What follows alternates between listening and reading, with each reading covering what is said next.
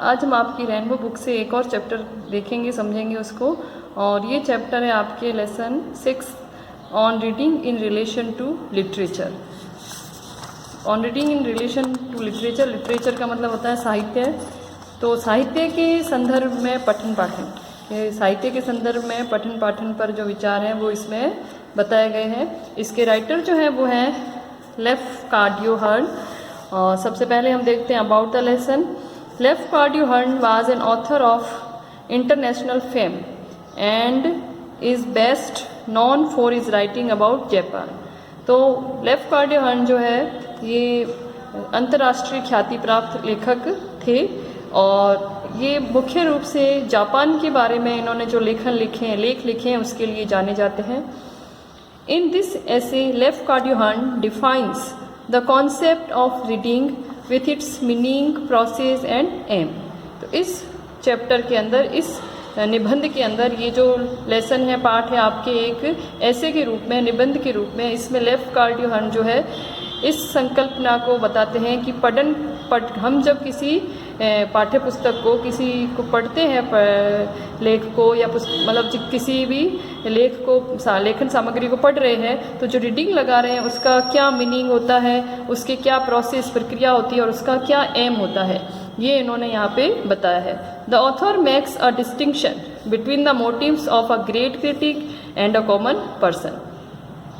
Author यानी writer, लेखक जो है वो बहुत ही स्पष्ट तरीके से भिन्नता बताता है कि एक जो महान क्रिटिक है, महान आलोचक है, उसका पढ़ने के पीछे क्या मोटिव होता है, लक्ष्य होता है, और एक साधारण मनुष्य अगर किसी पाठ्य पुस्तक को पढ़ता है तो उसके क्या मोटिव होते हैं। He states that a great and scientific book contains universal truth. वो कहते हैं कि एक महान और वैज्ञानिक बुक जो होती है उसके अंदर यूनिवर्सल ट्रूथ होते हैं, सार्वभौमिक सत्य होते हैं ऐसी बुक में। And sublime ideas that are applicable in every age. तो एक अच्छी पुस्तक उन्होंने कहा है कि वो होती है महान पुस्तक या वैज्ञानिक पुस्तक जिसके अंदर बहुत ही सार्वभौमिक सच्चाई होती है और जिसके अंदर श्रेष्ठ विचार होते हैं। सबलाइम यानी उच्चतर, श्रेष्ठ, और वो विचार और वो आइडियाज़ और वो सच्चाई जो होती है हर युग के अंदर एप्लीकेबल होती है, मतलब हर युग में उसको आप अप्लाई कर सकते हो। At every additional time a great book unfolds to the reader a new meaning and interpretation that leaves a permanent impression on his or her mind. तो जितनी बार भी वो कहते हैं कि एक जो ग्रेट बुक होती है, अच्छी पुस्तक होती है, आप रीडर जो है, पढ़ने वाला जो व्यक्ति है, उसे जितनी बार भी पढ़ेगा, एवरी एडिशनल टाइम, मतलब जितनी बार वो उसको पढ़ेगा उसके लिए उसके नए नए मीनिंग्स निकलेंगे, नए नए अर्थ उसको मालूम पड़ेंगे। और वो जो है ग्रेट बुक जो होती है उसके माइंड पर, उसके मस्तिष्क पर एक परमानेंट इम्प्रेशन छोड़ती है, एक स्थायी प्रभाव छोड़ती है। तो ग्रेट बुक की परिभाषा इन्होंने दी है कि ग्रेट बुक वो होती है जिसे हम जितनी बार पढ़ें उतनी बार हमें एक कुछ और बातें समझ में आए, कुछ नई मीनिंग्स हमें मिले और हमारे माइंड पर, हमारे मस्तिष्क पर, हमारे दिमाग पर जो एक स्थायी छाप छोड़े। ये तो था इसका इंट्रोडक्शन। अब हम इस चैप्टर को देखते हैं। Very few persons know how to read. बहुत कम लोग जानते हैं कि पढ़ना कैसे है, मतलब पढ़ा कैसे जाए, पढ़ना बहुत कम लोग जानते हैं। कंसीडरेबल एक्सपीरियंस, कंसीडरेबल का मतलब होता है उचित, एक्सपीरियंस यानी अनुभव। With literature is needed before taste and discrimination can possibly be acquired. तो पढ़ने के लिए जो हमें योग्यता चाहिए तो वो जो है किससे मिलती है? Considerable experience with literature. तो साहित्य का जिन्होंने बहुत ही उचित अनुभव लिया है, जिन्होंने साहित्य का पठन पाठन किया है, तो वो आवश्यक होता है किसी भी जो पाठ्य सामग्री जो हम पढ़ रहे हैं उसमें अगर हम कुछ एक्वायर कर रहे हैं तो उसका, और वो कैसा है, उसका टेस्ट जानना है कि जो हम पढ़ रहे हैं वो कैसा है, जो कैसा लिखा गया है, उसका दूसरों से हम उसको कैसे भेद कर सकते हैं, डिस्क्रिमिनेट कर सकते हैं दूसरे किसी लेख से या पाठ्य सामग्री से। तो उसके लिए हमें क्या चाहिए? लिटरेचर का एक्सपीरियंस चाहिए, साहित्य का उचित मात्रा में अनुभव चाहिए। And without these it is almost impossible to learn how to read. तो उसके बिना अगर हम पढ़ते हैं कि अगर हमारे पास उचित अनुभव नहीं है साहित्य को पढ़ने का, और फिर हम किसी बुक को पढ़ रहे हैं तो वो जो है हमारे लिए इम्पॉसिबल है ये सीखना कि कैसे पढ़ा जाए। तो लेखक ये कहना चाहते हैं कि अगर आप सीखना चाहते हैं कि पढ़ा कैसे जाए, उसको कैसे समझा जाए, उसका टेस्ट का मतलब यहाँ पे समझना कि उसका वो जो लिखा गया है, जो लेख है, जो सामग्री है, जो वो उसका क्या मीनिंग है और उसकी क्या उसका स्तर है, वो देखना है हमें। और उसे हमें दूसरे किताब, दूसरी बुक्स से, दूसरी लेखन सामग्री से हमें डिस्क्रिमिनेट करना है, भेद करना है उसमें। तो उसके लिए हमें जो एक्सपीरियंस मिलेगा वो कहाँ से मिलेगा? लिटरेचर से, साहित्य को पढ़ने से मिलेगा। अगर उसके बिना हम पढ़ते हैं, अगर हमें साहित्य को पढ़ने का एक्सपीरियंस नहीं है, फिर हम किसी पुस्तक को पढ़ रहे हैं, तो लेखक कह रहा है कि ये सीखना इम्पॉसिबल है, असंभव है कि हम पढ़ना कैसे सीखें। आई से मैं कहता हूँ ऑलमोस्ट इम्पॉसिबल, कि लगभग असंभव है। Since there are some rare man who through a kind of inherited literary instinct are able to read very well even before reaching the age of 25 years। तो लेखक कहता है कि साहित्य के अध्ययन के बिना ये समझना इम्पॉसिबल है कि कैसे पढ़ा जाए। फिर भी वो कहता है there are some rare man, कुछ ऐसे बहुत ही रेयर मैन है, यानी बहुत ही कम ऐसे व्यक्ति है जिन्होंने a kind of inherited literary instinct, उनके अंदर जो है इंस्टिंक्ट है, ऐसा लिटरेरी साहित्यिक इंस्टिंक्ट है जो इनहेरिटेटेड है, जन्मजात है, और वो योग्य है बहुत अच्छी तरह से पढ़ने में, समझने में, कि जो वो पढ़ते हैं उसको समझना और कैसे पढ़ा जाए ये सीख चुके हैं वो before reaching the age of 25 years, मतलब 25 वर्ष की उम्र तक पहुंचने से भी पहले बहुत कम ऐसे लोग हैं जो ये बात समझ लेते हैं कि कैसे पढ़ा जाए, उसे कैसे समझा जाए।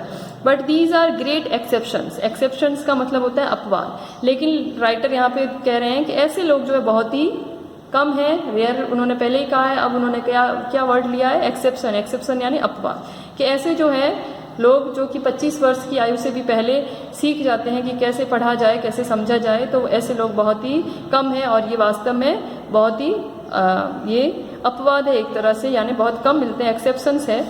And I am speaking of the average, पर राइटर कह रहा है कि मैं तो किसकी बात कर रहा हूँ? मैं तो औसत मनुष्यों की बात कर रहा हूँ, जिनकी जो समझ है, अंडरस्टैंडिंग है, वो क्या है? एवरेज है, औसत है। For to read the characters of the letters of the text does not mean reading in the true sense. तो जो एवरेज जो है, औसत मनुष्य है, जो ज़्यादातर और औसत में आते हैं मनुष्य जो, तो एवरेज जो है, जो बहुत संख्या में पाए जाते हैं, वो क्या करते हैं कि केवल कैरेक्टर्स पढ़ते हैं, जो अक्षर हैं, लेटर्स जो है, उनके लक्षणों को पढ़ते हैं। टेक्स्ट के अंदर जो लेटर्स लिखे गए हैं उनके कैरेक्टर्स को वो देख रहे हैं, उसके मीनिंग को वो नहीं पढ़ रहे हैं, मतलब उसका क्या अर्थ आ रहा है, क्या भाव आ रहा है इन द ट्रू सेंस। तो ये जो एवरेज जो मैन है, जो रीडर है, तो वो ज़्यादातर क्या करते हैं? कैरेक्टर्स को पढ़ते हैं, लेटर्स के, और does not mean reading the true sense. और उससे ये अभिप्राय नहीं है कि केवल मात्र आप कैरेक्टर्स पढ़ लेते हैं, अक्षरों के लक्षण पढ़ लेते हैं, पहचान लेते हैं अक्षरों को, तो वो उसको राइटर कहता है कि वो वास्तव में ट्रू सेंस में, वास्तव में जो है उसको पढ़ना नहीं कहते हैं। कि केवल मात्र अक्षर को पढ़ लेने से आप सोचते हो कि मुझे पढ़ना आता है, तो उसे पढ़ लेना नहीं कहते हैं। You will often find your self reading words does not mean reading you will often find yourselves reading words or characters automatically, even pronouncing them quite correctly, while your minds are occupied with a totally different subject। तो writer कहते हैं यहाँ तक कि आप जो है often यानी प्राय खुद को पाते हैं कि आप कोई वर्ड्स पढ़ रहे हैं, तो केवल आप उस कैरेक्टर्स पढ़ रहे हैं, और वो पढ़ने की जो क्रिया है ऑटोमेटिक होती है, स्वतः ही चलती रहती है, और आप प्रोनाउंसिएशन जो कर रहे हैं, जो उनको बोल रहे हैं, बिल्कुल करेक्ट हो सकता है आपका, जबकि ये हो सकता है कि आपके दिमाग में, वाइल योर माइंड्स, आपके मस्तिष्क में जो है कुछ और भी डिफरेंट सब्जेक्ट चल रहा है, कुछ और अलग विषय पे आपका माइंड जो ऑक्यूपाइड है, भरा हुआ है। मतलब कहने का ये मतलब है कि केवल अगर आप अक्षरों को पढ़ रहे हैं तो इसका ये मीनिंग नहीं है कि आप पढ़ रहे हैं वास्तव में, क्योंकि हो सकता है कि आप अक्षर तो पढ़ना अगर आप सीख गए हैं तो आप ऑटोमेटिकली स्वतः ही पढ़ते जाएंगे, लेकिन आपके हो सकता है कि दिमाग में कुछ और चल रहा हो। This mechanism of reading becomes altogether automatic and at an early period of life. तो ये जो प्रक्रिया है, मैकेनिज्म यानी प्रक्रिया, कौन सी प्रक्रिया? केवल मात्र अक्षरों को पढ़ने की जो प्रक्रिया है, भले दिमाग में कुछ और चल रहा है, हम उसको समझ नहीं रहे हैं, केवल मात्र पढ़ रहे हैं, तो ये प्रक्रिया जो हमारे जीवन के बहुत ही शुरुआती अवधि में शुरू हो जाती है, हम इसको प्राप्त कर लेते हैं। And can be performed irrespective of attention, और इस प्रक्रिया को करने के लिए हमें किसी भी ध्यान की आवश्यकता भी नहीं है, कि हम भले उस पे मैटर पे जो पढ़ रहे हैं, जो सामग्री को हम पढ़ रहे हैं, उस पर भले हमारा ध्यान नहीं है, हम उसको समझ नहीं रहे हैं, कोई अटेंशन नहीं दे रहे हैं, फिर भी हम उसको पढ़ सकते हैं। Neither can I call it reading to extract the narrative portion of a text from the rest simply for one's personal amusement, or in other words to read a book for the story। तो writer ये कहता है neither can I call it a reading, तो मैं इसे पढ़ना नहीं कहता हूँ, to extract the narrative portion of a text from the rest simply for one's personal amusement, किसी व्यक्ति के द्वारा केवल पर्सनल अम्यूजमेंट के लिए, अम्यूजमेंट यानी मनोरंजन के लिए, केवल मात्र उसका जो वर्णनात्मक भाग है, पोर्शन यानी भाग जो है, और नरेटिव का मतलब होता है वर्णनात्मक, तो उसको केवल मात्र पढ़ लेना और खुद के व्यक्तिगत अम्यूजमेंट के लिए, या फिर दूसरे शब्दों में कहे कि केवल मात्र कहानी पढ़ लेना, किसी बुक को कहानी के तौर पे, कहानी की तरह पढ़ लेना जो है, उसे मैं रीडिंग नहीं कहता। Yet most of the reading that is done in the world is done in exactly this way। फिर भी ये कहते हैं कि ज़्यादातर जो रीडिंग की जाती है, जो पुस्तकें पढ़ी जाती है इस दुनिया में, वो एग्जैक्टली इसी तरीके से की जाती है, इन एग्जैक्टली दिस वे यानी इसी तरीके से, एग्जैक्टली यानी बिल्कुल इसी तरीके से की जाती है। लोग जो है केवल अक्षरों को पढ़ते हैं या अम्यूजमेंट के लिए पढ़ते हैं, स्टोरी की तरह किताबों को पढ़ते हैं, किसी कहानी को पढ़ लिया कहानी की तरह, लेकिन जो उसका भाव नहीं समझते, उसका मीनिंग नहीं समझते हैं। तो राइटर यहाँ पे ये कहना चाहता है कि मेरे लिए तो वो वास्तव में ट्रू सेंस में पढ़ना नहीं है। Thousands and thousands of books are bought every year, तो हजारों की संख्या में किताबें प्रतिवर्ष खरीदी जाती है। एवरी मंथ, हर महीने। आई माइट इवन से एवरी डे, कि मैं ये कहूँगा कि प्रतिदिन हजारों की संख्या में किताबें जो है, पुस्तकें जो है खरीदी जाती है।